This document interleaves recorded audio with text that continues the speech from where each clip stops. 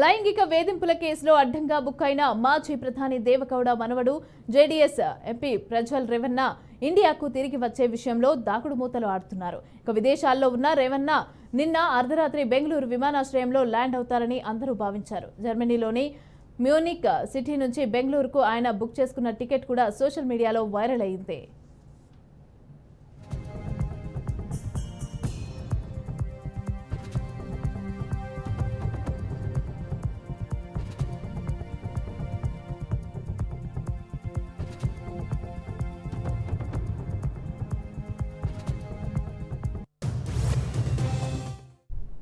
అయితే చివరి క్షణంలో ప్రజ్వల్ తన ఫ్లైట్ టికెట్ను క్యాన్సిల్ చేసుకున్నట్టుగా సిట్ అధికారులు గుర్తించారు.